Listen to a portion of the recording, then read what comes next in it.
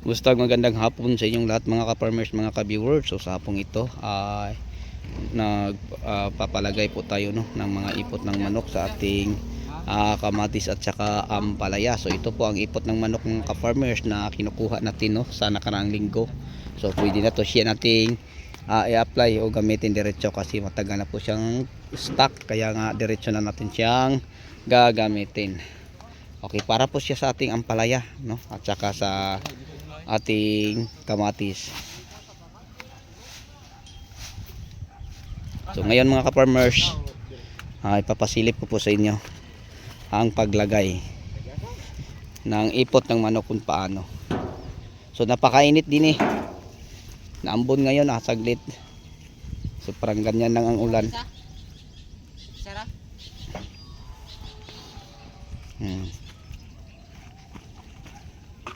So ganyan lang ang paglagay ng ipot ng manok.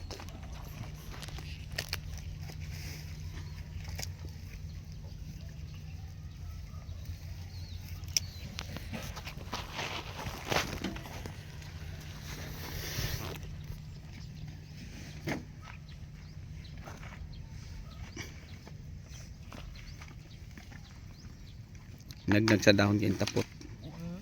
Nagnag sa dahon kayo tapot. So yan lang po no mga ka-farmers. Kunti lang ipaikot. Ay lang ko na yung dahon dong. Balag diya tapit sa kilid sa bangag. Okay na na.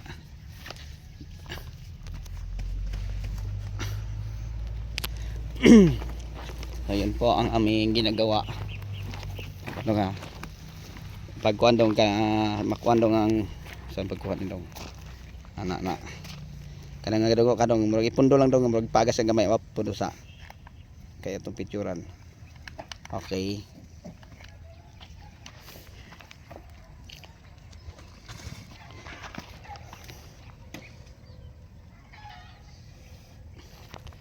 So ganito lang mga ka-farmers, mga ka-viewers, paglagay ng ipot ng manok.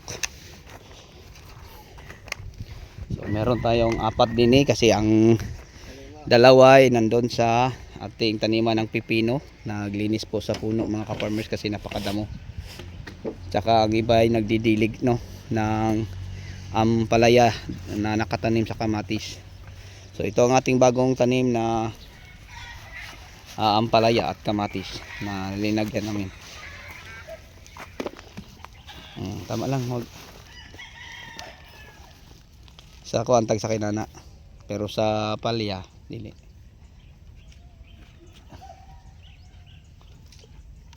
Dito data kaagi we kabila we dito we sa kabila kaagi kay kang kuanin duha kanay mong kariton dito sa pikas. Ayun po ang kanilang ginagawa. So ang ipot ng manok napakatuyo kita ninyo. Tagsara diha anak lang nga pwede daw kagamot ni gamay lang anak. Ay lang ikuan sa dahon.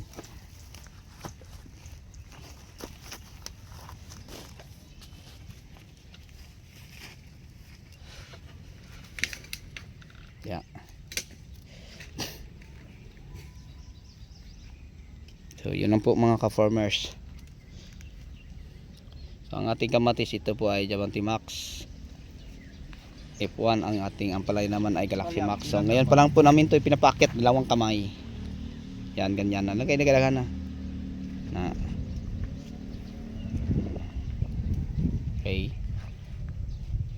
Do kasako lang na paingon sang gusto mo kanang kamatis ug kuan kibali isa kasako isa katudling.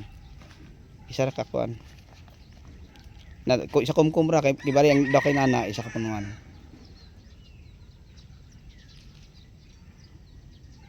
Naghanda na siya. Basta kay isa katudli isang linya isang kuan sako. Ayo. Kanang makaabot na sa dalan. Pang ano ni sa DE. Plaster bare gamay bare kanang ay sa gihurot bare forma lang bare ay sa gihurot butang ana kanang ana atay pa di ba kita iti. Slide magmatubang ko. Sige. Dito ka ba di? Dito ka tubag, dito ka ba di? Kay aron na kuan. Din butang dia butang. Kanang muraga diri agi ana. Diri ang isang puno. Diha na tay pa ha.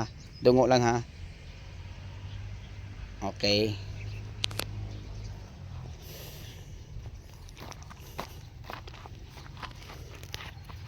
Ada ra di ay.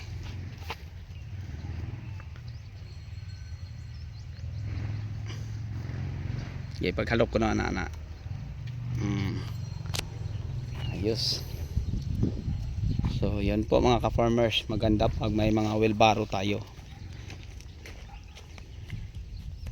So yun po ang abante kung meron tayo kahit mga manpower lang pero may kagamitan, malaking bagay na yun kaysa sako na huhugutin sa ating mga tao, napakabigat po. So meron tayong 5 na tao din eh.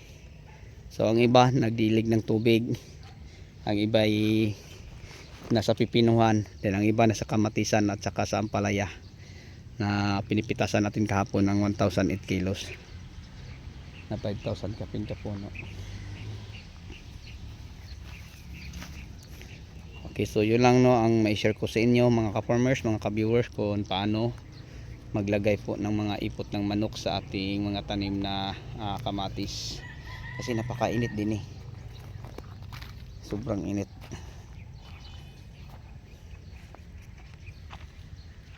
Diyan sa kilid sa bangag na pwede mas kilid sa bangag, basta di lang yun sa punuan. So ang paglagay ng ipot sa manok mga ka-farmers ko lang no, may distansya, may kalay yung distansya ng paikot, ganyan lang, huwag lang idiretso sa puno kasi ang ipot ay napaka-acid. So pag ipot ay tuyo na, diretso na siyang ilagay, yun lang.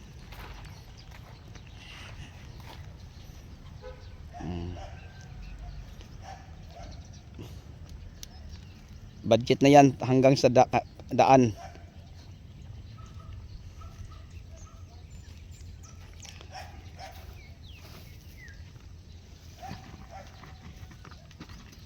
Aman si Idoy. Si Idoy.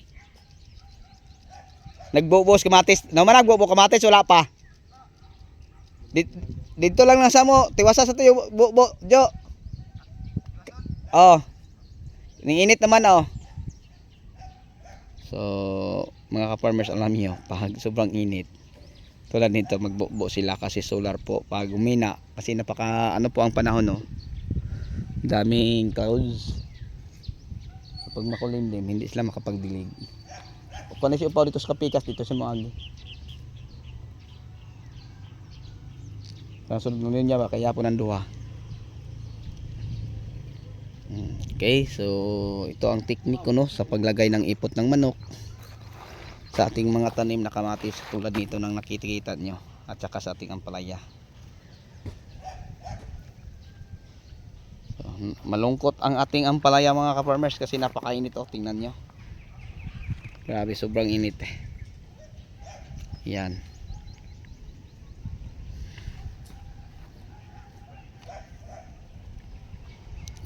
Okay, so sa nagtatanong kung paano i-apply ang ipot ng manok, ganito lang mga ka-farmers, mga ka-viewers.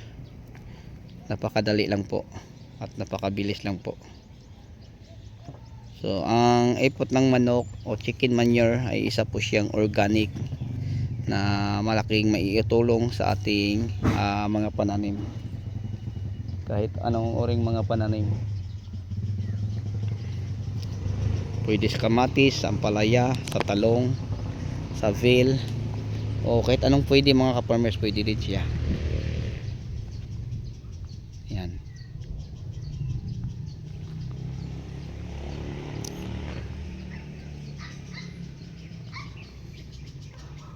Okay, so sa yung lahat hanggang dito na lang po tayo no.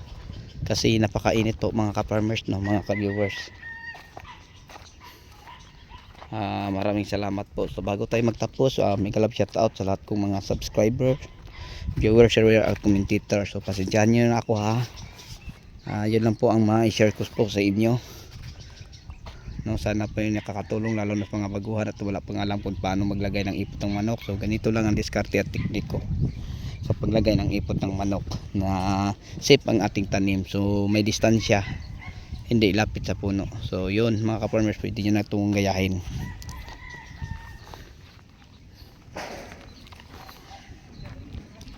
Okay, so sa inyo lahat, hanggang dito na lang po. Maraming salamat. Bye bye and thank you.